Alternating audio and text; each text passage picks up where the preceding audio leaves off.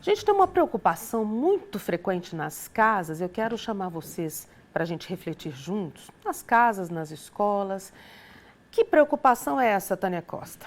O uso excessivo de telas para crianças. A gente está falando de celulares, você já viu que a criança, os tablets, né? A criança às vezes não tira o olho ali, fica o dia todo brincando, tem os vídeos que são divertidos, em alguns momentos podem ser úteis, mas vamos prestar atenção no que está acontecendo, né? Qual que é a medida? Há levantamentos da Organização Mundial de Saúde que apontam o seguinte: crianças de 0 a 2 anos não devem ser expostas a telas devido ao período de desenvolvimento neural e cognitivo. Vamos conversar sobre esse universo agora. Manhã Total tem o prazer de receber o médico oftalmologista Giuliano Freitas. Bom dia, obrigada pela presença. Bom dia, Tânia. Eu agradeço pela oportunidade. Bom dia ao pessoal de casa. É uma satisfação estar aqui. A gente agradece muito porque assim que você chegou aqui no estúdio, né, Giuliano, você estava dizendo que é um assunto muito útil, muito pertinente. Sim. E as dúvidas são muito grandes. O que é mito, o que é verdade? Olha, existe muito mito. Você falou da criança até os 2 anos. De fato, essa fase é muito importante no desenvolvimento da visão, mas esse desenvolvimento ele só se completa por volta dos 10, 12 anos. Então, todo o período de infância e pré-adolescência da criança, a exposição à tela tem que ser muito bem medida, muito bem pesada. Vai além, então. Vai além, exatamente. E se completa por volta dessa idade. Então, é muito comum a gente ver o uso de telas como uma babá virtual. Você vai a um restaurante, às vezes eu estou no consultório atendendo pai e mãe e está lá a criança o tempo todo na tela. Até Isso na realmente consulta. traz diferença. Na verdade, é uma forma de ocupar o tempo da criança enquanto os pais se sentem livres para outras atividades. Mas, às vezes, de forma um pouco exagerada, sim. Agora há pouco eu estava conversando com a minha amiga Meire Gervásio, né, apresentadora do Balanço Geral Manhã, porque ela tem 2 crianças. Eu estou com um de 14 e ela tem crianças menores, e ela dizendo quantas vezes a mamãe está sobrecarregada. É uma coisa que é normal, né, na rotina dessas mamães, né, as mamães dos tempos de hoje. E às vezes esse recurso aqui, mas é educativo, é um joguinho que traz um conteúdo bom. E aí, doutor? Bom, acho que tudo parte muito de uma questão de bom senso. De fato, é um recurso muito precioso e é impossível a gente imaginar o mundo de hoje sem a exposição a telas. A questão é que a gente saiba separar aquela exposição desejável que vai contribuir para a criança e, de fato, às vezes vai dar um pouco de tempo para os adultos fazerem outras coisas, da exposição exagerada. O grande problema começa em saber o que é uma exposição adequada e o que é uma exposição que já começa a ir além do necessário. Mas existe uma regrinha muito simples. Se a criança não tiver tempo de ficar pelo menos 30 minutos por dia longe das telas, brincando com outra coisa, principalmente exposto à luz solar, é o brincar de bicicleta, jogar bola, qualquer coisa que não seja a visão de perto, então a coisa está excessiva. Eu tenho 2 filhas pequenas, uma de 3 e uma de 7. Tem esse desafio em casa, então, Esse desafio vale para todos, para a gente não é diferente. E a gente toma muito esse cuidado. Lá em casa, geralmente, a gente fala que alguma coisa, meia hora, 1 hora no máximo por dia, tem que ter outras atividades. Agora vamos falar então do ponto de vista médico. Sim.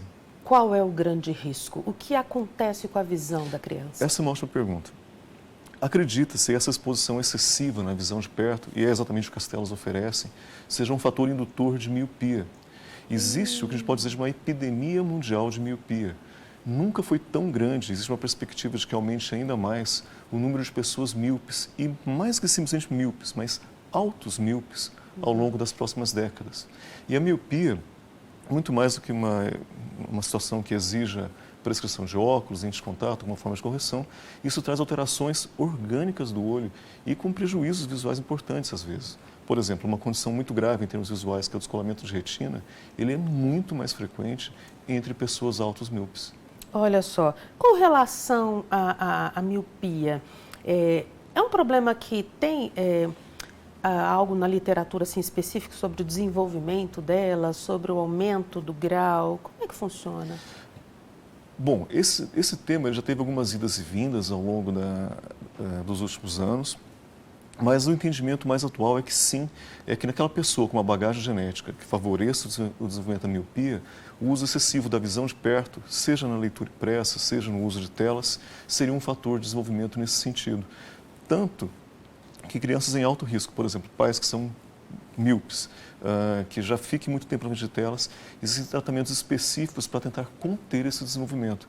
E esse tratamento passa pelo uso de lentes corretivas, uso de óculos, tentando amenizar o esforço visual dessa criança, e o uso de alguns colírios que atuam na mesma direção.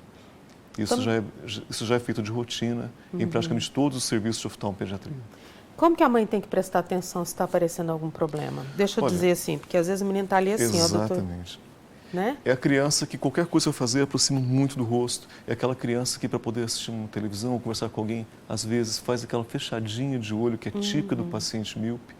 E aquela criança que muitas vezes tem um rendimento escolar que está aquém do esperado, pode ser um problema de visão, entre outros, não só a miopia, obviamente, mas considerando basicamente a miopia, é algo muito, muito comum. Eu queria saber de quanto em quanto tempo essa criança tem que ter um acompanhamento oftalmológico. Quem apresenta algum problema ou não? Essa é uma ótima pergunta. Na verdade, muitas vezes, a sua pergunta a partir de qual idade que você deve começar a buscar alguma coisa. Sim. Existem exames oftalmológicos específicos para cada faixa de idade. Mesmo de bebês, ele pode ser feito, é desejável que seja feito. E a periodicidade com que se repetem esses exames depende do que se encontra. Uma criança que não tem dificuldade alguma, ela pode muito bem ficar um ano sem repetir esses exames.